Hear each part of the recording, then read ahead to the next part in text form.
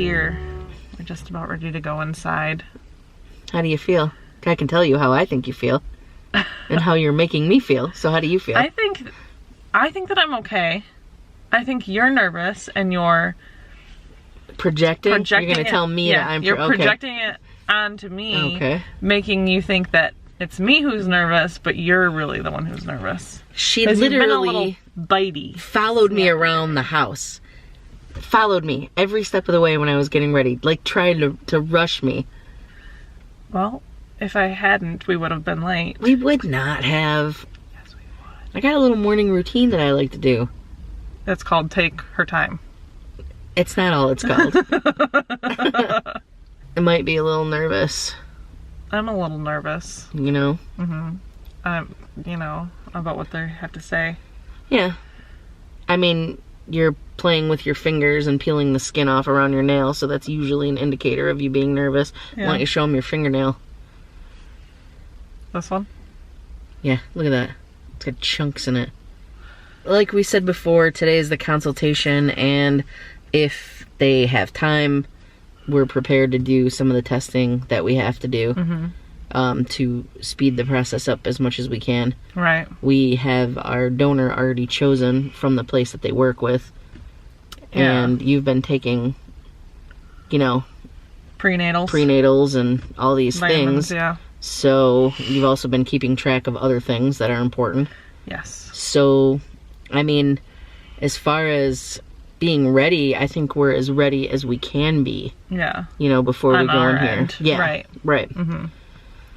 So now we just have to go in and talk and find out what we do next. I mean, that's really kind of it. It would be something if we could go in there and, you know, get everything ordered that we need and things like that. But who knows? Who knows what the conversation's going to bring. Right. And she didn't eat, so she's had 12 hours without food, so that would work for blood tests. So, I mean, we're pretty prepared. Yeah. Yeah. I guess we just have to leave the car and walk into the place. Which we probably should start doing because it's located inside of a hospital. Which I didn't even know there was a hospital here. So we're going to get lost, ultimately. I doubt it. All right, guys. Well, wish us luck. Hopefully we'll be able to do some recording while we're in there. Yeah. Probably will only be on us, though, so... But we'll see. Yeah. Okay. All right, well, let's go.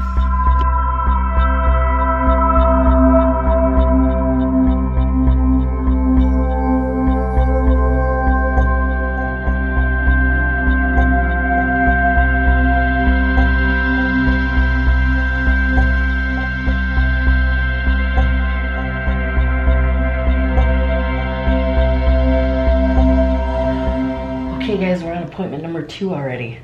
Pretty much. Yeah, number 1 went really well. I was just with the doctor and his resident. Yes. He was really clear, concise, and to the point. And very nice. Oh, yeah. He had a great handshake. And he had really nice chairs. He did. I felt really comfortable. You can really judge a doctor by the type of chairs they have. That's what the resident said. So anyway, we're in better spirits after talking to him. He laid out a plan. We have no idea how much... like how far along we are with that plan yet. Right. So I'm hoping that once we talk to the nurse, she's doing a procedure right now, then we'll like have a better idea of, you know, kind of what we're supposed to do. But we're really ahead of the game because you've been taking the prenatals and we already have the donor. Like, I mean, it's kind of perfect. Yeah. Yeah. Yeah. So any thoughts? Just want to find out how quickly we can get things rolling. She wants to get pregnant today, and that's not possible. That's not. No. We need a sample. Yeah. All right, well, wish us luck again. Okay, guys, so we are done with the appointment. Yes. But before we go into anything we are going to eat, I just wanted to let you know that because there's probably going to be some footage of us eating. So everybody's going to be kind of like, whoa, what's happening? On the other seat waiting to hear what happened. Exactly. So eating away. We will tell you this, everything is good. We do have a lot to talk about though. Yes. So we're gonna go enjoy some lunch at our favorite spot, Twins. So we went all the way from Saginaw to Clio. Back to Clio, and then back home. So yay for road trip, sort of, today. Yeah. So yes, we're gonna get some lunch and just kind of chill out and process a lot of the stuff, because we have some stuff that we need to talk about too. make some decisions so that way you guys are getting like the best information and not just everything. Right. But just know that we are very happy with the way that today went, and yeah. Yeah. Okay. Yeah. So let's get some food because I am starving. Yes. Yes, and you fasted for no reason, basically. Pretty much. Sort of. Yeah. I never understand how medical stuff works anyway. Some things you need fasted and I know. Others you don't. Maybe when they're doing like a glucose thing. I don't know. Anyway, we're gonna eat, so let's go.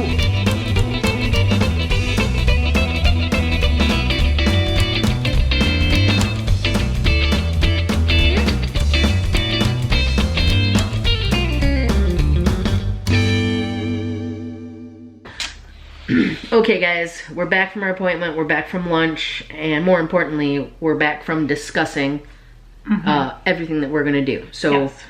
We're gonna outline what we had to go through, so anyone who may be going through this procedure later, or even now, if you want some info, so here it is.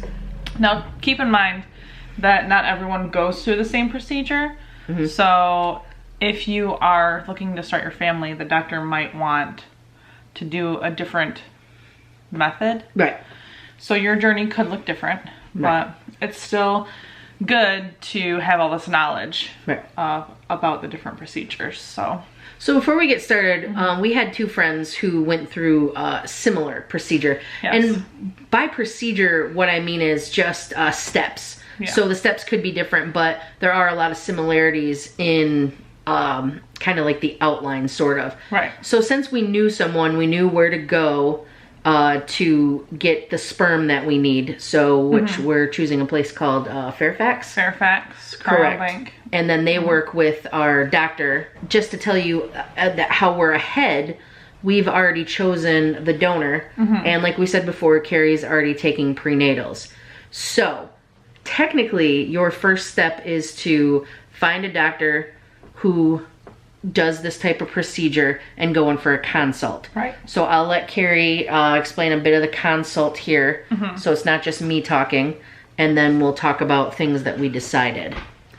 Well, the first thing was when we went there, it was inside of a hospital, which we didn't expect. No. I expected it to be a clinic. I didn't even know a hospital was there, actually. Yes. Yeah. So that was different. Yeah.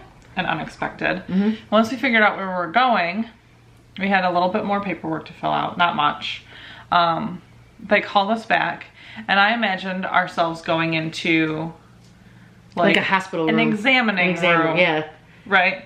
You know, there's like 2 chairs, there's the swivel chair that the doctor gets to sit on. We actually went into the doctor's office, like his office. So it was really cool to see the photos of his kids, and like it was a very comfortable environment. Yeah, there's 2 really nice chairs. The patient's chairs were actually nicer than the doctor's chair. Yeah, that was pretty cool. Yeah. Yeah. So it was intimidating though. Really? Going into the main office, like it's like you get called down to the principal's office and you're in trouble. Oh. I didn't share that, but I'm sorry. I thought it was really cool. I thought it was neat. It was just, it was not what I expected. Right. So I think I was good with it because that's my internship is like that. That's kind of exactly what it's like. You go into a hospital and then we're kind of in like a wing. Yeah. So yeah. So I imagined going into an examining room when really we went into the doctor's main office. And he went through like the different steps we could take, and then we picked out the one which seems to fit us the best. So basically he said there were 3 different steps. You know, you could get just the procedure going by like a natural reading of your feminine cycle, or you could take some pills that would boost the eggs that would drop.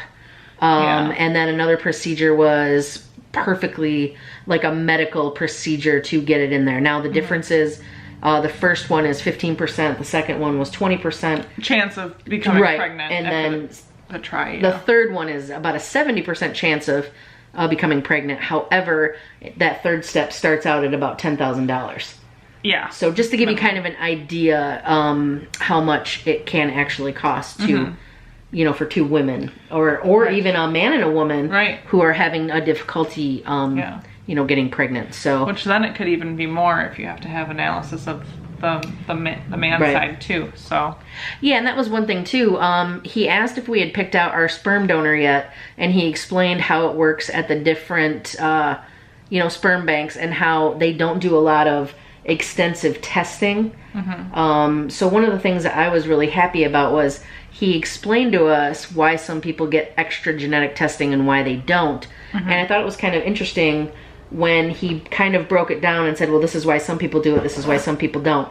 So I'm going to leave it at that, because that's more information that if you were planning this, you would really need to hear from the doctor and not from us, because we really don't, we don't know what the genetics are for other people. Right. We made our decisions personally, and everyone else should do the same. Yeah. Not like following our lead or anything. So, he was very well organized.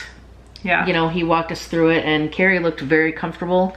The roles really changed once we got in there, because I was like, and then Carrie's just like, and I'm, deer in headlights, like, there might have been a little hyperventilating for a few seconds too. I think I was comfortable because I pretty much understood a majority of what he said. I think because I've been talking with our friends a lot about how they became pregnant, so I think that's really helped me.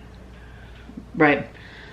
So after we spoke to the doctor, he gave us an outline of the things we need to do. So, like I said, we're a little bit ahead of the game from some of the stuff we did. He told us about some tests that we were going to order. Then another step was getting a procedure done at the office, and that's to check out the fallopian tubes, which we'll go into in just a second. Yeah. Basic blood work, and then choosing a donor.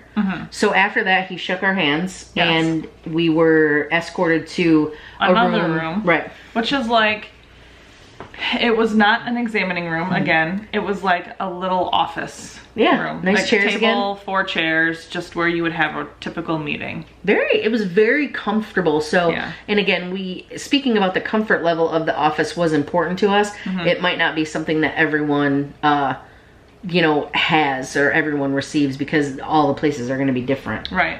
So, but we were really excited with the comfort. So we had to wait a little bit, which gave us some time to chat about what the doctor had said. Right. And then the nurse came in to talk to us a little bit more in depth on some of the things that we need to do. Right. One of them was to have my blood drawn to check my thyroid levels, and then another hormone. The AMH. The AMH, yeah. Which was cool that we got to do that, because that saves us another trip out. So we basically got 2 trips in one. Yeah. So the nurse broke down what the HSG, which is our next step, is to get an HSG and an ultrasound. Is that it? I don't know if there's an ultrasound with that or not. Yeah, it's 2 things. Oh, there is. Okay. That kind of slipped my mind. No, that's okay. So I only know because they gave us the prices for both. And of course, me just, trying to keep tabs on money-wise where we're at, because it can get costly. That's the only reason why I remember. Right. So we're going to have the HSG done, which they insert, I believe, saline and some dye. A dye, yep. Yeah, into your fallopian tubes and uterus to make sure that the path is clear for my eggs to travel down. Because if I don't have a clear path for my egg to travel, then there's probably a different method that we're going to have to use to try to get pregnant. Right. Now, here's the situation with that. This is where it becomes a game of the right time. So in order to get this HSG, Cari's monthly cycle has to start. So once the cycle starts, we have to call the doctor's office right away and let the nurse know my cycle has started. And for our doctor, he will be on vacation soon. So it might happen that we might have to wait a month. Right. There's probably about a 50% chance that we do have to wait a month, but that's okay. At least we have some time to make sure all our ducks in a row. Right. But if not, Cari will go back into the office. We'll get the HSG and the ultrasound, and if everything is good to go, since we already have our sperm donor chosen, we can possibly go back the next day and get impregnated. I don't know if it's the next day, but shortly after. Very well. Yeah. She, like, the way my understanding was very soon after. Right. Because it only takes 1 day to get the sperm overnighted, because it has to, once you get it, it's a very small window of getting inseminated. Right. So, yeah. So that's where we are now. Now we're just kind of waiting on your body to do what it does best. Be a body and do its thing. I get mad because I'm not pregnant. So yeah, it's kind of like a waiting game. So for those of you who are trying, at least you have an idea of what to possibly expect. Now Cari has impeccable health. She doesn't have anything wrong with her. Yeah, knock on wood. Knock on wood. But just because she is perfectly healthy, unfortunately, that does not mean that things are going to go, you know, 100% smoothly. Right. So we got our fingers crossed, and we're hoping we have the love and support from all of our campers still, because that has, you guys have no idea like how much it's made a lot of this easier for us to get that. And just to know that we're starting our family. We made the first steps to finally start a family. We did. And it may not be something that we can do accidentally or just one night it happened. You know, I mean, we're taking the steps to bring a child into this world that I guarantee you that we will love unconditionally. And I just can't wait. I can't wait either. Yeah. Yeah, for those of you who are trying, if anyone has any questions, we will, you know, be happy to get to those as soon as we can. But anyway, thank you for that. This is actually going to be the vlog for today, because this did take a big chunk of our day. So, and plus it would just be really long. There's Prim's tail though. We're perfect. We got the tail. And we got these too, which if you haven't seen our Instagram, you know, #OneHappyCamper. Little Debbie Happy Camper Cakes, the official snack of the Tiff and Cari campers. These are very limited. They only come out in the summer. So if you run out and get a box, be sure to tag us on Twitter and tag Little Debbie, because that would be pretty sweet. Yeah. Yeah. That'd be pretty awesome. It would. Yeah. Well, guys, that's going to be it for today. I've got an eclipse to catch and practice to run. So if you're new here, I'm Cari. I'm Tiff. And this is our sweet channel. Yeah. So subscribe. It's up and down. Tell your friends about it. We do have merch. You got about 1 week left if you want to get the Love is Louder shirt. You can go to tiffandcari.com and you can see the shirt in there. We're going to be placing the order. Super awesome. Yeah. Yeah. Yeah, Sunday night we're going to place the order, and then we'll have very limited amount in stock after probably only about 10 shirts that range between small and 5X. So, right. I mean, basically we'll have one size of each, you know, for just a little while. Maybe we'll get it again later, but we cannot keep that kind of stock in our house. So if you do want one, please order. Pre-order it. One. Yeah. That way it's guaranteed. Yes. All right. Well, thank you for watching. Yeah. We really appreciate it. We love you guys, and we will catch you on the flippity.